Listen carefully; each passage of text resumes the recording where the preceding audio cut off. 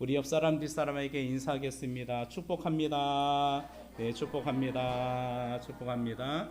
네, 오늘은 카와우라 히카루 상이 왔습니다. 네, 저 뒤에 3번 태화하게 되고다사. 네, 저쪽에 계셔요.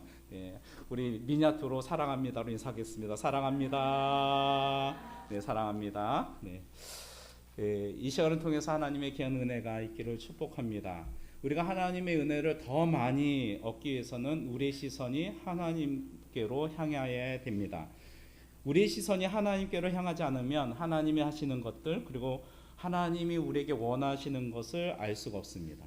그러면 우리는 하나님을 외면하게 되고요, 영적 맹인이 되게 되지요. 영국의 소설가인 허버트 조지 웰스의 맹인들의 나라라는 책이 있습니다. 한 젊은이가 안데스 산맥을 탐험하다가 절벽 밑으로 떨어졌습니다. 그리고 실종이 되었습니다. 며칠 후에 깨어나서 이 젊은이는 정신을 차리고 낯선 길을 따라 방황했습니다. 가다 보니까 큰 마을이 나왔습니다. 대낮인데도 불구하고 거리에는 사람이 없었습니다. 집들마다 창문이 보이지 않았습니다. 그런데 날이 어두워지자 갑자기 사람들이 집에서 나오는데 자세히 보니까 모두 장님이었습니다. 젊은이는 놀랐지만 너무 배가 고프고 목이 말라서 도움을 요청하자 마을 사람들이 길을 안내해 주었습니다. 어떤 집에 들어갔는데 집이 온통 캄캄하고 등불도 없었습니다. 음식을 나오자 어두워서 잘 보이진 않았지만 열심히 먹었습니다. 마을 사람들이 물어봅니다. 질문해 대왔습니다. 어디에서 왔느냐? 왜 이곳에 왔느냐? 어떤 길로 왔느냐? 등등을 물어봤습니다. 젊은이는 그 질문에 열심히 대답했지만 마을 사람들은 그 내용을 알아듣지 못했습니다. 그들은 바깥 세상에 대해서 아무것도 몰랐기 때문입니다. 아름다운 하늘과 푸른 바다도 이해하지 못했습니다. 오히려 그들은 젊은이를 이상하다고 생각을 했습니다. 마을 사람들은 이 젊은이를 감시하기 시작했습니다. 그들은 해가 뜨면 자고 밤이 되면 나와서 일을 했습니다. 그러니까 낮과 밤이 완전히 바뀐 생활을 하고 있었습니다. 그것이 힘들다고 하자 사람들은 오히려 이 젊은이한테 왜 너는 거꾸로 생활하느냐라고 따졌습니다. 그리고 비웃었습니다. 답답해진 이 젊은이는 마을 주변을 둘러보며 여기저기 가려고 했지만 마을 사람들이 얘기합니다. 너 어디 가느냐? 기가 막히게 알아채고 그 길을 막았습니다. 처음에는 이 젊은이는 이 맹인들만 사니까 자기들이 그들을 이용해서 뭔가 할 수 있다라고 생각을 했었습니다. 하지만 오히려 그가 포로처럼 갇혀서 살고 있었던 것입니다. 사람들은 그를 의심하고 자유를 주지 않았습니다. 어떻게 하면 여기서 안전하게 살 수 있을까? 고민하던 그는 마을 사람들한테 말했습니다. 저는 지금까지 병이 들어서 헛소리를 했습니다. 이제 다 나았습니다. 지금까지 제가 한 말은 모두 다 꾸며낸 이야기입니다. 라고 했습니다. 그러니까 이 말을 들었던 마을 사람들은 너무 즐거워했어요. 젊은이가 머물고 있었던 이 집에 막내딸이 있었는데 그 딸은 너무나 상냥하고 아름다웠습니다. 그래서 두 사람은 사랑을 했고요, 결혼을 약속했습니다. 그런데 다른 가족들과 마을 사람들이 이 두 사람의 결혼에 한 가지 조건을 제시했습니다. 만약에 젊은이가 또 헛소리를 하면 안 되니까 그를 병들게 하는 눈을 빼고 결혼시키자는 거였습니다. 이 말을 듣고 막내딸은 기쁨의 눈물을 흘렸습니다. 왜냐하면 눈이 장님이 되면 병이 안 걸리니까 너무 기뻤습니다. 사람들이 잠든 그날 낮에 젊은이는 누워서 생각했습니다. 이제 날이 저물면 저 사람들은 잠에서 깨어나 내 눈을 빼고 나를 받아들일 것이다. 그러면 나는 영원히 장님이 되는 것이다. 어떻게 할까? 장님이 되어서 여기서 살까? 아니면 이곳을 벗어나 내 나라로 돌아가야 할까? 여러분 어떻게 하시겠습니까? 장님이 되어서 거기서 계속, 아니면 내 나라로 돌아가기를? 네. 네, 감사합니다. 네, 고민하던 이 젊은이는 마침내 탈출하기로 결심했습니다. 그는 힘을 다해서 뛰기 시작했습니다. 마을을 벗어나 뛰고 또 뛰고 산을 오르고 또 산을 올랐습니다. 몸은 여기저기 상처투성이었습니다. 마침내 그는 높은 산꼭대기를 넘었습니다. 더 이상 지쳐서 움직일 수 없게 되었을 때 그는 쓰러졌습니다. 누워서 하늘을 바라보자 밤하늘에 아름다운 별들이 가득 찼습니다. 그는 행복한 미소를 지었습니다. 이 소설의 메시지가 뭘까요? 맹인의 나라에 머물지 말고 빠져나와야 한다. 눈을 빼앗기지 말고 떠야 한다. 이처럼 우리들도 이 현실에 안주하지 말고 더 높은 세계를 잃어버려서는 안 된다라는 이 메시지입니다. 이처럼 우리들도 영적 맹인으로서 살지 말고 우리의 시선을 하나님께 향하고 하나님의 말씀을 붙잡고 몸부림치면서 살기를 간절히 축복합니다. 이러한 신앙 태도는요, 하나님이 반드시 보상을 해 주십니다. 이제 이스라엘 백성들이 애굽에서 나올 수밖에 없는 한 가지 재앙에 대해서 출애굽기 11장은 말하고 있습니다. 이 재앙에 대해서는 11장에서만 말하는 것이 아니었습니다. 이 하나님의 계획은 이전부터 말하고 계셨습니다. 출애굽기 4장 23절에도 얘기합니다. 내가 내 아들 장자를 죽이리라 하셨다. 이 얘기를 계속하셨어요. 그러니까 이 애굽에 내린 마지막 재앙으로 말미암아 판도가 완전히 바뀔 거라는 것을 말씀해 주셨습니다. 출애굽기 11장 1절 한번 보십시오. 그가 너희를 보낼 때에는 여기서 반드시 내쫓아내리니 라고 말하고 있습니다. 이전의 재앙까지는 바로가 쫓아낼 생각조차도 하지 않았다라는 거예요. 여기서 제사 드려라, 아니면 갔다가 돌아와라 등등으로 바로는 그들을 거부했었습니다. 한 가지 재앙으로 말미암아 바로는 이제 이스라엘 백성들을 어떻게 한다고요? 내쫓아 버리겠다라고 얘기합니다. 여러분, 쫓아낸다는 말은 무슨 뜻일까요? 이스라엘 백성이 애굽에 있으면 어떻게 될까요? 유익이 아니라 손실을 얻게 된다라는 말이죠. 이스라엘 백성들이 애굽에 있게 되면 애굽 나라도 망하게 될 것이다라는 것입니다. 그래서 바로는 이스라엘 백성들을 쫓아내고요, 이스라엘 백성들은 바로로부터 자유를 얻게 된다라는 것이죠. 이런 하나님의 계획에서 더 놀라운 것을 발견하게 됩니다. 물론 이것도 전에 말씀하신 거예요. 우리 출애굽기 11장 2절 말씀 다 같이 한번 읽어볼까요? 시작. 백성에게 말하여 사람들에게 각기 이웃들에게 은금패물을 구하게 하라 하시더니. 네, 이 말씀이 출애굽기 3장 22절에도 얘기합니다. 제가 봉독합니다. 여인들은 모두 그 이웃 사람과 및 자기 집에 거류하는 여인에게 은패물과 금패물과 의복을 구하여 너희의 자녀를 꾸미라. 너희는 애굽 사람들의 물품을 취하리라. 그렇죠? 애굽에서 쫓겨나오지만 하나님의 이스라엘 백성들에게 뭘 얘기합니까? 이웃들에게 금은 패물을 구하게 하라라고 말씀하십니다. 제가 방금 읽었던 출애굽기 3장 22절에는 구체적으로 말하고 있지 않습니까? 그 이웃이 누구예요? 애굽 사람들의 물품이라고 얘기합니다. 출애굽기 12장 한번 보십시오. 35절 36절 그것이 실현된 것을 얘기합니다. 자, 출애굽기 12장 35절 36절 우리 다 같이 한번 읽어볼까요? 시작. 이스라엘 자손이 모세 말대로 하여 애굽 사람에게 은금패물과 의복을 구하매 여호와께서 애굽 사람들에게 이스라엘 백성에게 은혜를 입히게 하사 그들이 구하는 대로 주게 하심으로 그들이 애굽 사람의 물품을 취하였더라. 할렐루야. 하나님은 어떤 분이십니까? 말씀하시고 그 말씀을 이루시는 분이시라는 거예요. 그러한 하나님이 계시기 때문에 우리는 소망이 있습니다. 그렇기 때문에 우리는 하나님이 믿음의 대상이 되어야 되는 거예요. 그러면 왜 하나님은 이스라엘 백성들한테, 아니 애굽 사람에게 왜 물품을 구하라고 얘기했을까요? 여러분, 출애굽기 5장을 한번 보시기를 바랍니다. 출애굽기 5장 6, 7절 말씀인데요, 이런 말씀이 있습니다.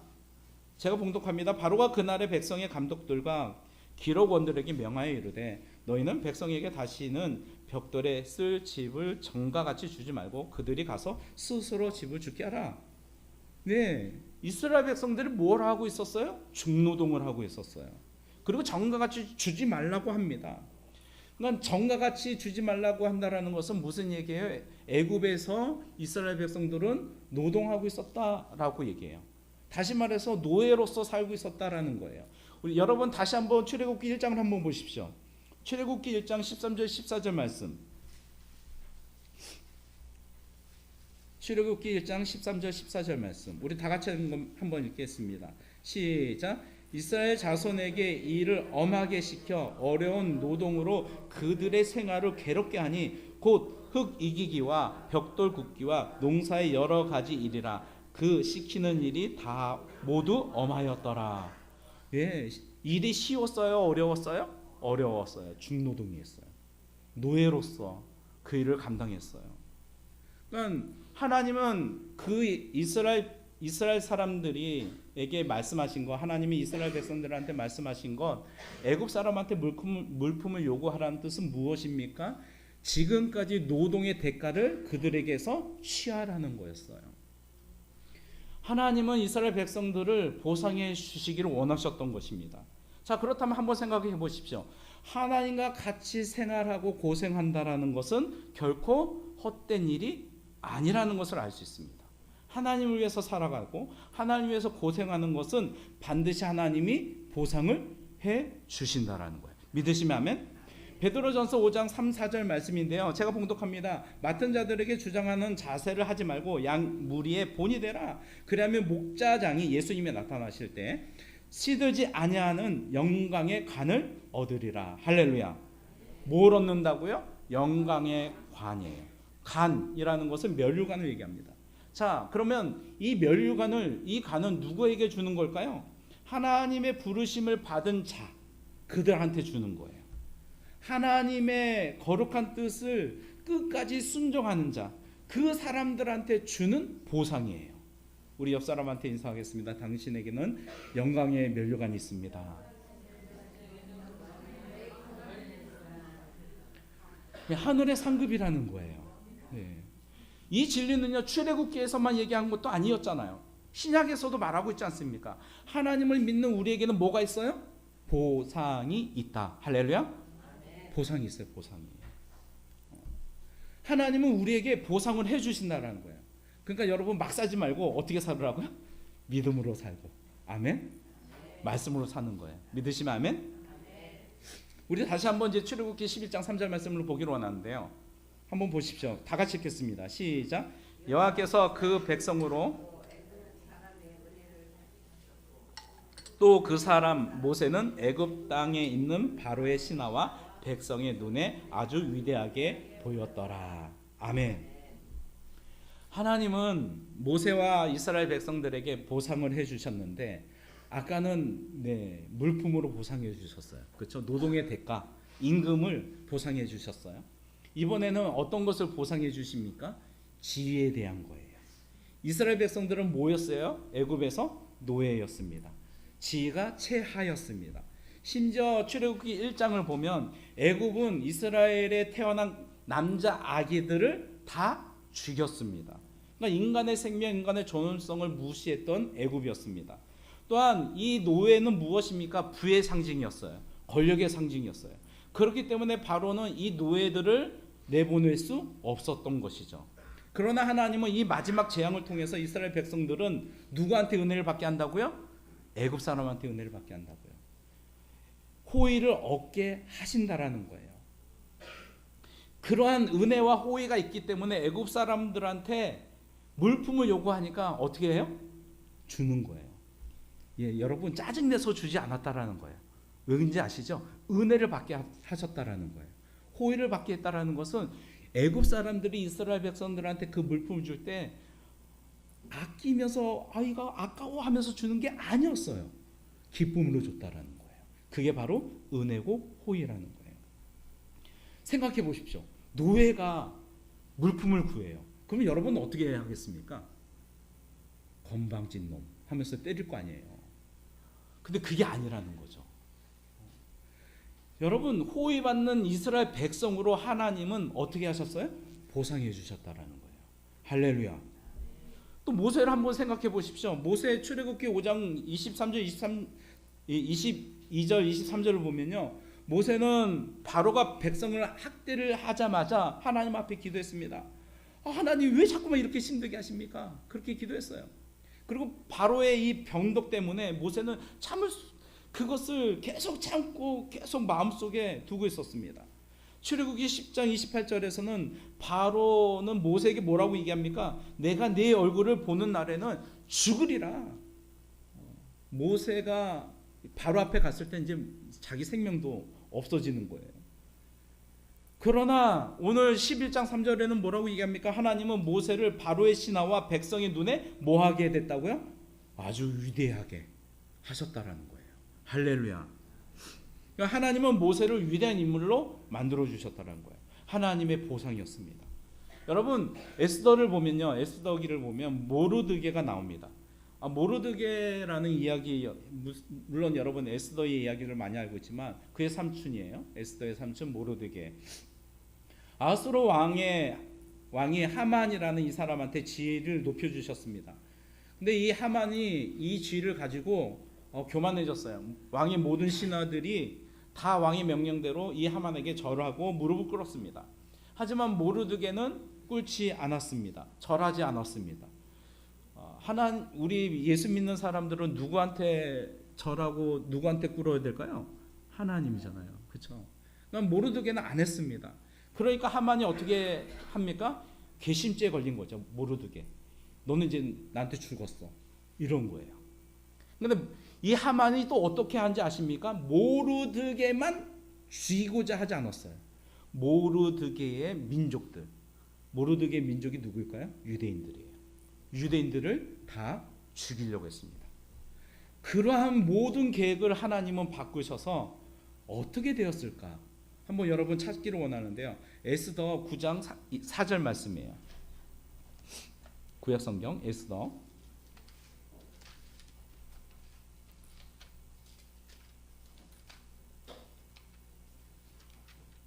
9장 4절 말씀. 하만은 처형을 당하고요.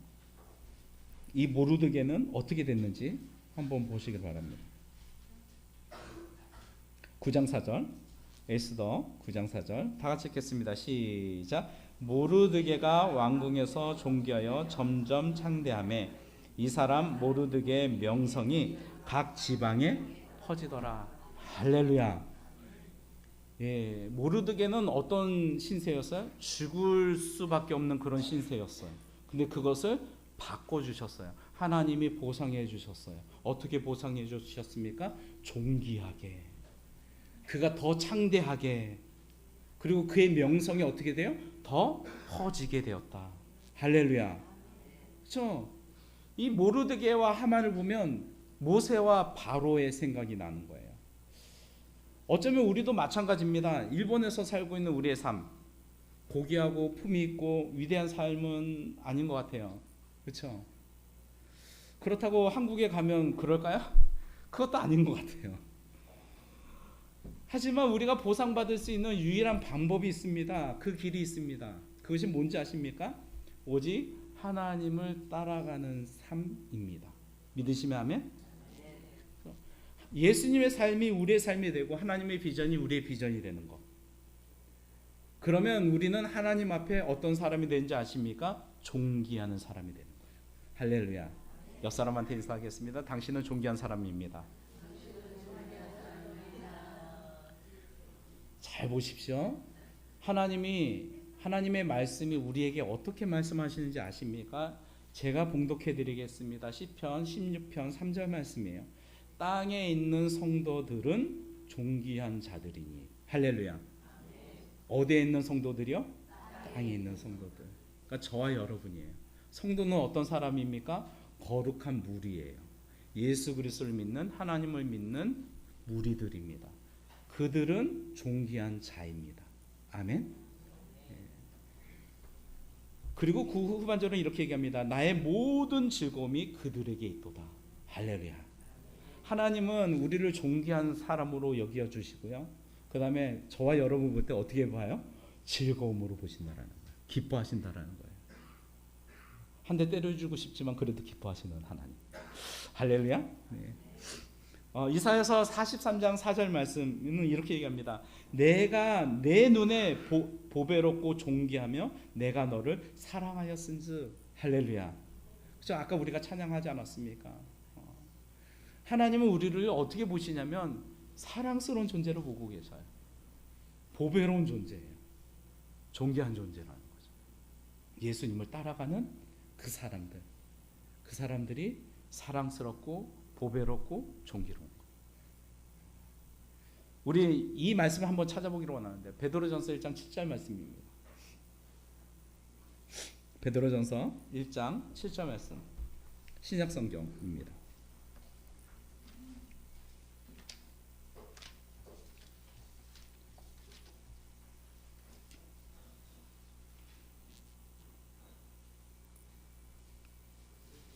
베드로전서 1장 7절 말씀.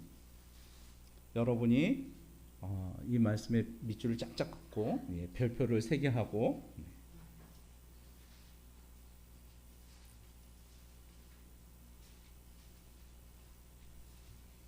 자, 베드로전서 1장 7절 말씀. 다 찾으셨으면 아멘?